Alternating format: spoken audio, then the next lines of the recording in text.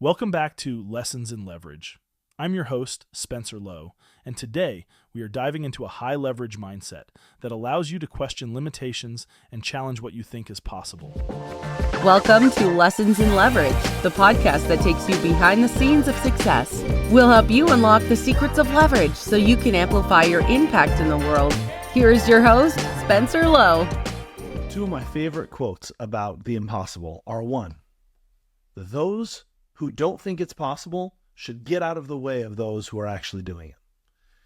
And the second one is, the impossible is reserved for those who don't believe in it. You see, the impossible, there is no objective impossible. There's just the subjective impossible that people decide on or agree upon.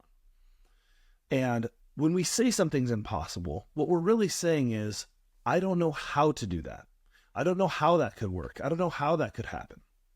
And if I don't know how, or if I have evidence to suggest that it won't happen, then I just don't think it's possible.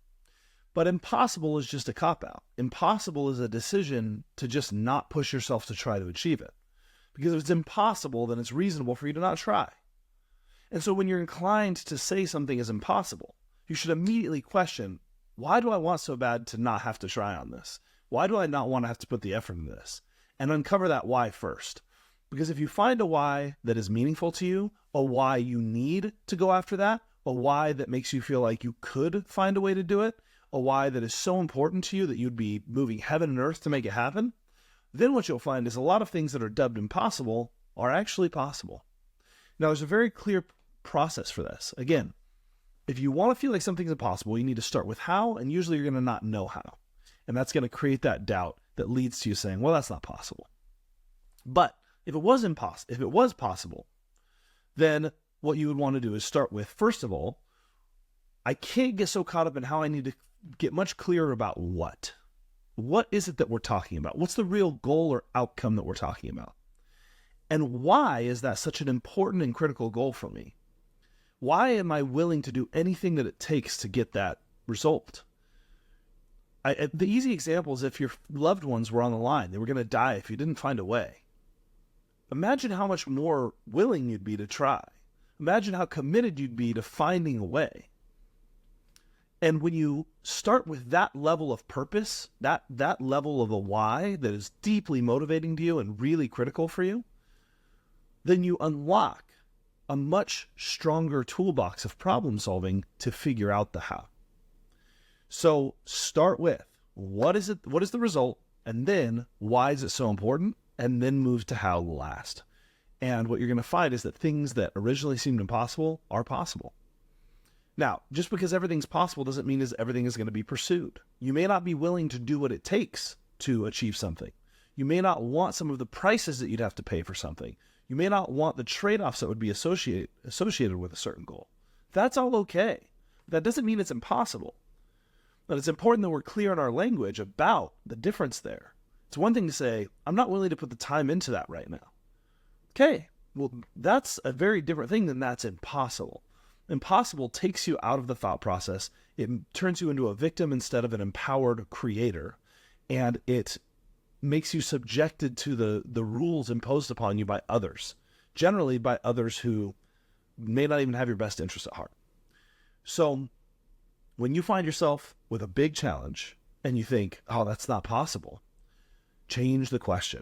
What's the real outcome? Because I'm probably thinking through it through a very specific set of assumptions, and I thought, well, that's not possible. What I'm really saying is, I don't see where that work is. What I'm really saying is, my current skill set doesn't allow me to get to that, so I'd have to find a way to be more efficient. So when I say it's impossible, what I'm really saying is I have certain assumptions about how long it takes, how hard it is, what's involved along the way that are leading me to say that's not possible. But if I start with the assumption that it is possible, what would have to be true? And I say, is this a goal I really care about? Well, if I really care about this goal, if it means something to me, if it means I could provide a better life for my kids, if it means I could feel better about myself, if it would change something about my identity and my own self-worth, well, now all of a sudden this is starting to take on meaning that is really valuable to me. And once I've shifted my why, now I can say, I'm going to figure out the how. So what would have to be true if I was going to achieve that goal? Okay, well, maybe I would need to work more efficiently. And you may not have that answer in front of how to work more efficiently, But now you're asking the right questions to actually go achieve something that before you thought was impossible. You can figure out, what skills do I need to learn?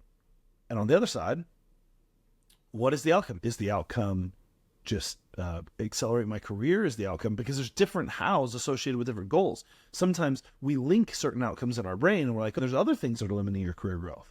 So before you decide to say something's impossible, one, get clear on what the outcome is. What is the real thing I'm going for here that's really meaningful to me? Two, why is it meaningful? What would be a really motivating set of reasons? And a quick hint on this, people are generally willing to do far more for others than they will for themselves. So just, I want to do it is not a good why. You need a why that's more cohesive than that. Do it for a loved one. Do it for someone that's relying on you. Do it for your teammates. Do it for your company. Do it for your country. Do it for something that you find deep emotional connection to, that really motivates you to want to push yourself. And when you have that why clear, then start figuring out how by asking better questions, challenging assumptions, and relentlessly focusing on the result. Because we often conflate the efforts in the how with the result. And the efforts in the how are flexible. The result is what you're going after. And so don't get married to the how. Get married to the result. I'm going to get this result. Let me be as flexible and dynamic as possible and see what I can learn and question and dig into on the how until I see a how that really makes sense and that will work. And if you want to read a really good book on this subject, you can read the book called 10x is easier than 2x. And what part of what that book teaches is it lays out this idea that setting really big, ambitious goals is actually easier than setting incremental goals. Because incremental goals usually are based on the idea that you're going to do everything you're already doing a little bit better, and that's much harder than finding an entirely new paradigm under which you can achieve something much larger magnitude. We don't believe in the impossible. The impossible is reserved for those who don't believe in it. And the people who believe it's impossible should get out of the way of the people who are doing it, and we are the ones doing it. So let's go do the impossible. Hey, before you go, I have a small request. Our mission is to empower as many people as possible to maximize their potential through the power of leverage. Could you help us in this mission by leaving a review on iTunes, Spotify, or YouTube? And if you know just one person who would benefit from today's episode, would you please share it with them?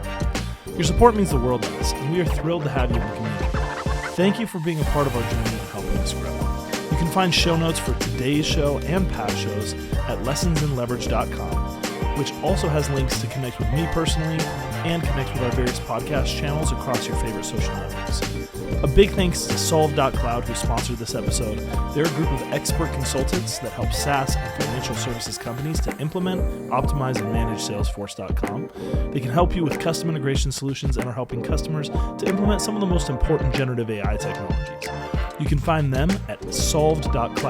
That's SOLVD.cloud is the URL. Thanks again, and we'll talk soon.